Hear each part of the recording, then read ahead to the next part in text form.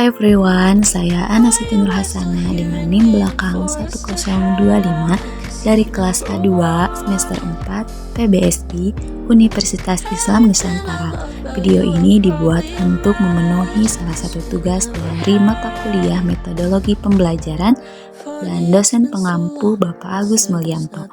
Di sini saya akan memaparkan tentang strategi pembelajaran belajar tuntas. Sebelum itu jangan lupa subscribe my channel. Oke, yang pertama apa sih mastery learning atau belajar tuntas itu? Nah, yang pertama yaitu ada pengertiannya. Mastery learning atau belajar tuntas adalah sebuah pendekatan sistem pengajaran yang mempersyaratkan siswa menguasai secara tuntas setiap unit bahan pelajaran baik secara perseorangan maupun kelompok. Nah, dibuktikan dengan ketuntasan hasil belajar siswa dengan menggunakan berbagai macam metode-metode yang diterapkan atau strategi lainnya. Adapun menurut para ahli, menurut Suryo Subroto, belajar tuntas itu suatu filsafat yang mengatakan bahwa dengan sistem pengajaran yang tepat, semua siswa dapat belajar dengan hasil yang baik dari hampir seluruh materi pelajaran yang diajarkan.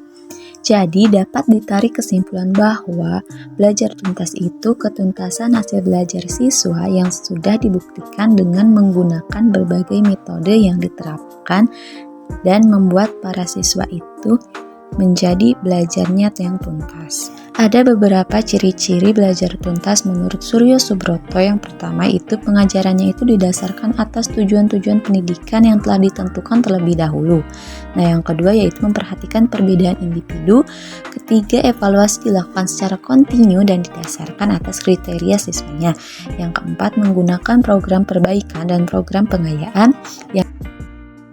Yang kelima, menggunakan prinsip siswa belajar aktif.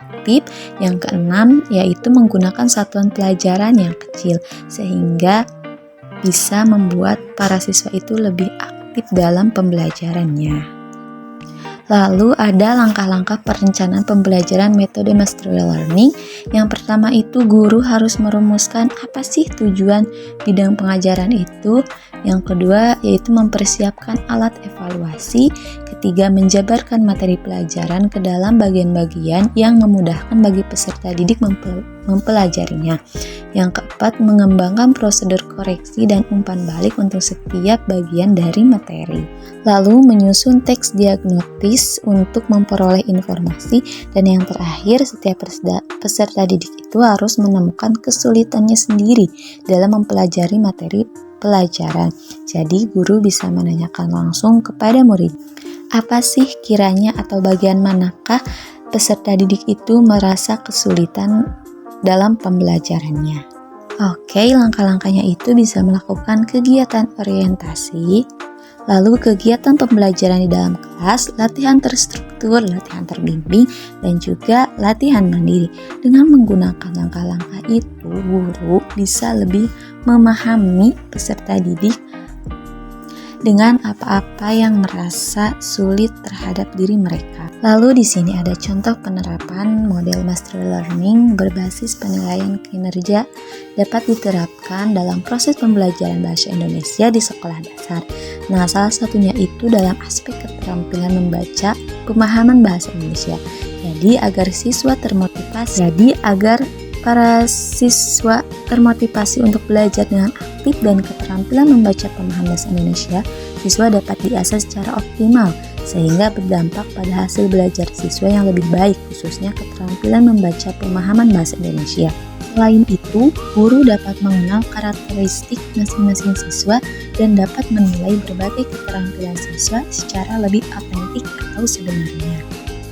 Lalu, kelebihan dari mastery learning yang pertama yaitu dengan kita menggunakan metode belajar tuntas ini, maka peserta didik akan lebih aktif dalam belajarnya. Juga strategi belajar ini sejalan dengan psikologi belajar modern yang mengakui adanya perbedaan individu dalam belajar. Lalu metode ini juga lebih berorientasi kepada peningkatan produktivitas daripada hasil belajarnya. Nah, penerapan metode ini juga memberikan peluang untuk bekerja sama secara partisipatif, kolaboratif, dan juga persuasif. Namun ada juga beberapa kelemahan dari metode belajar tuntas ini. Yang pertama itu jadi memerlukan berbagai fasilitas dan dana yang cukup besar ya. Jadi untuk menuntut para guru lebih menguasai materi lebih luas lagi dari standar yang ditetapkan. Juga dalam pelaksanaannya itu belajar tuntas ini sangat sulit karena melibatkan banyak kegiatan yang berarti menuntut berbagai persyaratan dan kemampuan yang memadai. Nah, kebanyakan guru kurang keterampilan dalam belajar tuntas ini sehingga merasa mereka itu lebih banyak menemukan hambatan dan kesulitan. Baik, mungkin cukup sekian pemaparan dari saya. Selebihnya mohon maaf dan terima kasih sudah menonton.